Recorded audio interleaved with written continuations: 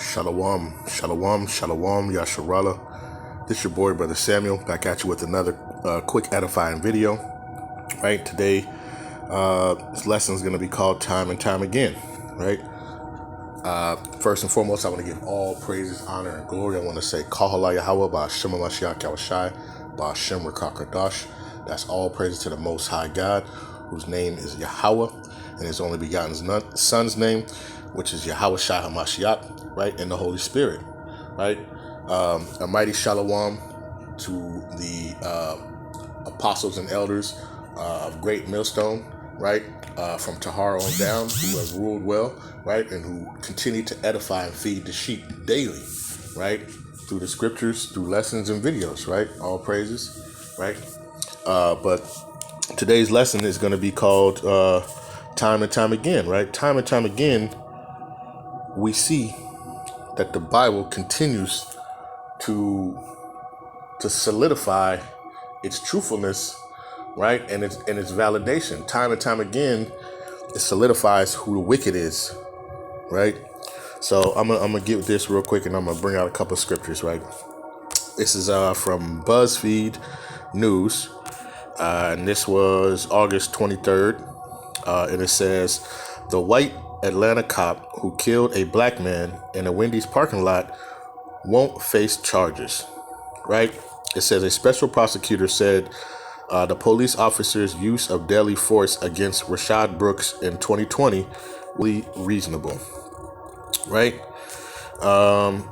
It says police officer, this is the picture, right, of our brother, right, the Israelite Rashad Brooks, right, and the Edomite officer, right, Officer Garrett Rolfe, speaks with Rashad Brooks in the parking lot of Wendy's restaurant in the Atlanta in this June 12th, 2020, taken from a body camera video, right?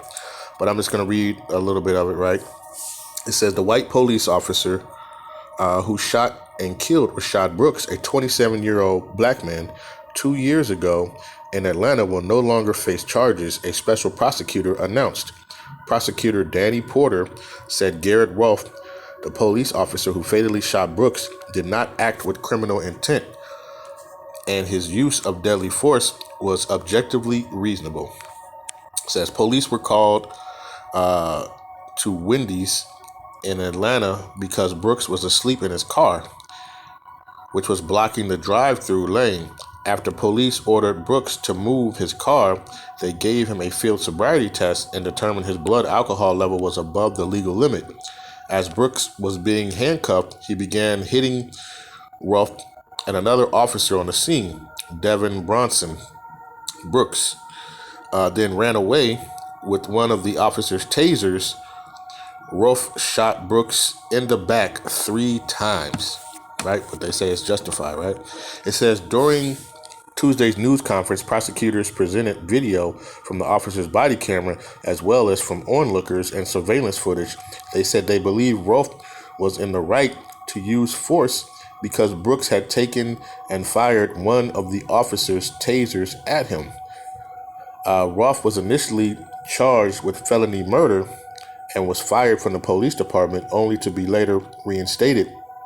Brooks' death led to demonstrations in Atlanta, during which protesters burned down the Wendy's where the shooting occurred.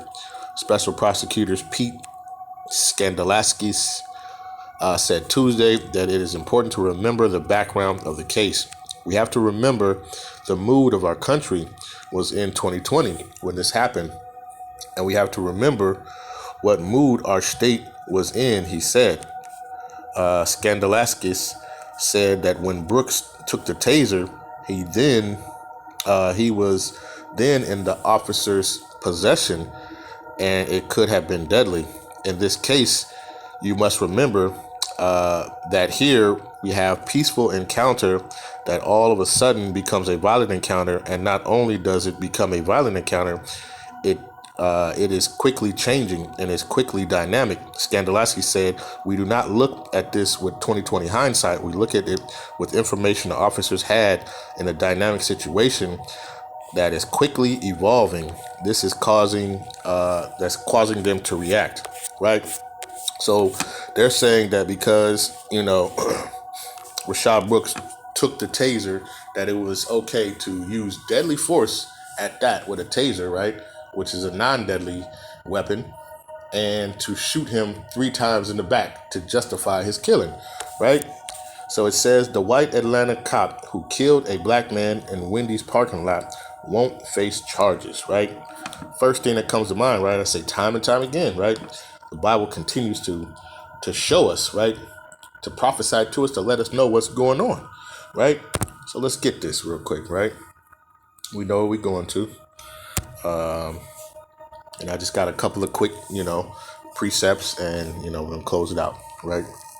So this is the book of Zechariah, right? The book of Zechariah, chapter 11 and verse number 5. It says, whose possessors slay them and hold themselves not guilty. And they that sell them say, blessed be the Lord, for I am rich, and their own shepherds pity them not, right? So it says, whose possessors slay them and hold themselves not guilty, right? So if you're a so-called Black, Hispanic, and Native American man or Israelite, hey, this should not shock you in any ways, right? Because you know what the scriptures say, right? And it's just proving it right here where we're living right now, and we see it all day, every day, right? Just recently, right, they didn't prosecute the girl who, the old lady, right? She's now an old lady, but at that time, the lady who said that Emmett Till had whistled at her, right, and did all that stuff, right? They had a warrant for her arrest, and they didn't do anything, right? I did a video about that if you want to check that out, right? They didn't do anything, right? So we continue to see time and time again that, guess what?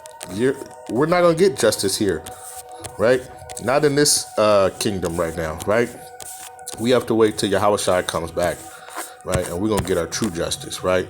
But let's get this, right? Let's go to, in the Apocrypha, the book of Judith, right? Chapter 5. And I'm going to go with verse number 20.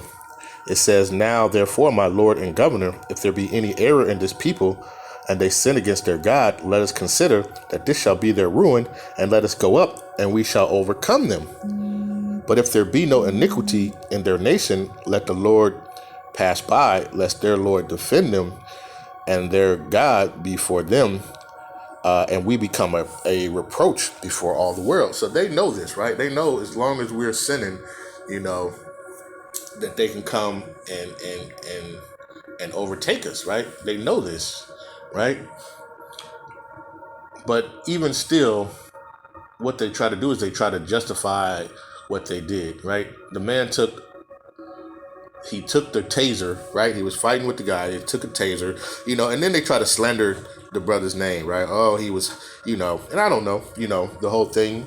But it seems like every time to justify their actions, they try to demean or, say something. Oh, well, he was a crackhead, or he was using crack, and he was using, or coke, and he was high, he was drunk, he was this and that, and then they pull up your records from few years ago, right? When you was a teenager, right? All this different stuff to try to build a bad character about you. You know what I'm saying? And then they use that and they justify that. They use that to get off, right? Hey, he was a wicked man. We did what we were supposed to do, right? And that's one thing too that talks about it too. It's a scripture that talks about it. Let me get that real quick. This is the book of Salakia. Let's go to the book of Jeremiah. Jeremiah, right, 50 and verse number 7. And it says, all that found them have devoured them, and their adversaries said, we offend not, because they have sinned against Yahweh Bashem Yahushai, the habitation of justice, even of Yahweh, the hope of their fathers, right? So a lot of times when they justify, hey, listen, hey, he was the one sleeping in the parking lot. He was the one who was high or drunk or whatever it is, right? So, hey, I was justified in this, right? I was justified to use deadly force when he grabbed a taser, right, which is supposed to be a non-deadly force weapon, right? But I was justified to shoot him in the back, which means he was running away, right? It wasn't like he sat there and turned around and started doing, hey, he was running, right? And he had his back turned, right? And the officer, instead of him using his taser, guess what he did? He used his gun and shot the man in the back, right? And then they say, hey, we offend not, right? Hey, he was probably in sin. You know what I'm saying? We offend not, right? And that's the mentality, right, of the wicked, man. And we know Esau is the wicked that the Bible speaks of, man, right? So let's get this real quick, right? This is the book of Zechariah, right, chapter 1. I'm gonna go with verse number 15. It says, and I am very sore displeased with the heathen that are at ease, for I was but a little displeased, but they helped forward the affliction, right? So when we going off, right, they kind of justify it, well, you're going off, so I have the right to do this, right? Because you're going against the word of the Lord. You're going against your power, right? But the Most High said, hey, I am very sore displeased with the heathen that are at ease, right? Esau is at ease when he kills a so-called black man or Hispanic man or Native American man or woman or child. He's at ease, right? And the Most High said, I was just a little displeased, but they have helped for the affliction. Hey, they kind of turn it up, right? They kind of turn up their we know that Esau was basically created to be a sword, like a punishment, right, for the Israelites, right? But he kind of turned up. His job, he's kind of just doing it tenfold, man. He's really going at it, man, right? Let's get another one, right? Let's see what Yahushua say, right? Right, and this is Yahushua. He was talking to other Israelites, right? But this can be kind of used too in the same way, right? This is the book of Matthew, right, chapter 25, and I'm gonna go with verse 40, right? And he was using a parable, right? But it says, and the king shall answer and say unto them, verily I say unto you, insomuch as ye have done it unto one of the least of these my brethren, ye have done it unto me, right? So every time they put a bullet in an Israelite man, woman, child, right, they have done it to Yahushua, right? And you think that's not going to go unpunished, right? You think that's not going to go unpunished? And all the rest of the heathens who have done these things, right, to the Israelites, right? It says, and verily I say unto you, and so as much as ye have done it unto one of the least of these my brethren, ye have done it unto me, right? And we know Yahushua was an Israelite, right? And the so-called blacks, Hispanics, and Native Americans are the Israelites. So anything that you do to the Israelites, you have done it to Yahweh by Yahushua, right? And you got hell to pay for that, right? And let's get this, right? Let's go to the book of Romans, right? Let's go to the book of Romans, chapter 12, and I'm going to go to verse 19. And it reads, dearly beloved, avenge not yourselves, but rather give place unto wrath. For it is written, vengeance is mine, and I will repay, saith Yahweh B'Shem Yahushai. Right? So vengeance is ultimately the Lord's, man. Right? So we got to have patience, right? We see what's happening, right? Our Jakes on the street, they want to get turned up. They want to flip stuff over. They want to do all that stuff. But we got to know, we got to be patient and wait on the Lord. Because guess what? The Lord is just kind of adding up that tab that Esau and these other nations is putting on us, right? Okay. How many bullets was that? Okay. All right. How long did you stay on his neck? Okay. He's just kind of adding that up. Hey, and when that cup fills over, hey, Yahweh's going to send Yahushua down and all hell's going to break loose and they're going to have hell to pay, right, for what they've done, right? Because we know, and this is the thing we got to do. We got to make sure that we got to stop trusting in man, especially in Esau and in Esau's ways, man. We can't put our trust in him, man, right? That's why it says never trust thy enemy, right? Why would you expect justice from somebody who's held you in captivity this whole time, right? Right? Come on now. This is the book of it's the book of Psalms, right? And we're gonna go to 118. and verse number 8, right?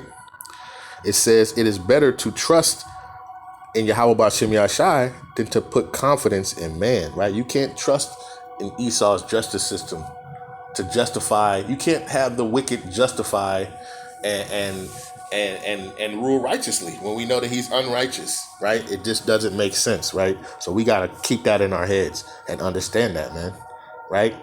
So when you see Emmett Till, 80 something years later, 70 something years, however many years it is later, and they still haven't got justice, right? When you see, this right here, right, with Rashad Brooks, right? They're not going to charge him. Hey, we got to understand that this is what the scriptures say, right? And we just got to be patient, man. You got to be patient and wait on the Lord, right? Put your trust in Yahweh B'Shem Yahushai, right? Because guess what? Let's get this real quick. We got to understand. And they're going to understand this fully, right? When this comes out. This is Zechariah chapter 2 and verse 8. It says, for thus saith Yahweh B'Shem Yahushai of hosts, after the glory he hath sent me unto the nations which spoiled you. For he that toucheth you toucheth the apple of his eye. Right? So the Israelites are the apple of the Most High's eye, man. Right? He chose you above all people to be his people.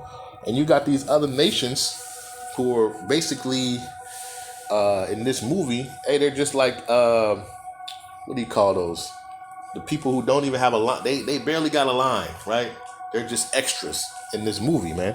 And they touching you, man. They touching the superstar, right? The star of the movie, which are the Israelites, man. And they got hell to pay because who touch you, touch the apple of the Most High's eye, man. Right? And let's get this, right? This is my last one, right? This is the book of Isaiah, right? Chapter, let's go with 47 and verse number 3. It says, thy nakedness shall be uncovered. Yea, thy shame shall be seen. I will take vengeance and I will not meet thee as a man, right? So when Yahushua comes back, hey, he's not meeting these heathen, right? And some of you wicked jakes too. He's not going to meet you as a man, right? He's going to meet you in his full power and glory through Yahweh B'Shem Yahushua, right? And he's going to come, right, with the host of angels. He's coming with the whole shebang, man, right? So don't think that Esau is not going to pay for what he's done, and these other nations are not going to pay for what they've done, right? The scriptures tell us, right, that they're going to go in captivity, right? They're going to build back the kingdom, right? They're going to bring back all the riches and all that stuff. Hey, and it's going to be peace and rest for the Israelites, right? Soon to come. But we got to make it through, man. We got to make it through these perilous times, man, right? And have our patience in Yahweh B'Shem Yahushai, right? And it says, and as for our Redeemer, right, Yahweh B'Shem Yahushai of hosts is his name, the Holy One of Israel, right? And holy means separate, and the separate one of Israel, man, right? So he's going to come. He's going to put true justice on this earth through righteousness, right? He's going to get back all the sorrow and pain that we've had, right? He's going to get it back, and he's going to get it back in blood, man, through the scriptures, man. Right? So I hope this lesson has been edifying, right? Continue to stay patient and just know time and time again, we know, hey, the scriptures tell us, man, we just got to be patient. When we see this stuff like this happens, we can go in the scriptures and we can read, man. We can read it and it'll tell us what's going to happen, how it's going to happen, right? And now we have that confidence, right? We have that assurance, right? That we know is going to be okay, right? At the end, it's going to be okay, right? We just got to put our trust in Yahweh B'Shem Yahushai, right? So with that, I want to give all praises, honor, and glory. I want to say, Kahala Yahweh, B'Shem Mashiach Yahushai, B'Shem Rakakadash. Peace and blessing to the 12 tribes scattered abroad, right? A mighty shalom to the elect. Stay strong, keep fasting, keep praying for one another, uplifting one another, right? Exhorting brothers, one another, doing videos, right? Lessons going on the highways and hedges, right? To wake up our people, man, right? In these last days, man. So stay strong to the 12 tribes scattered abroad. Shalom.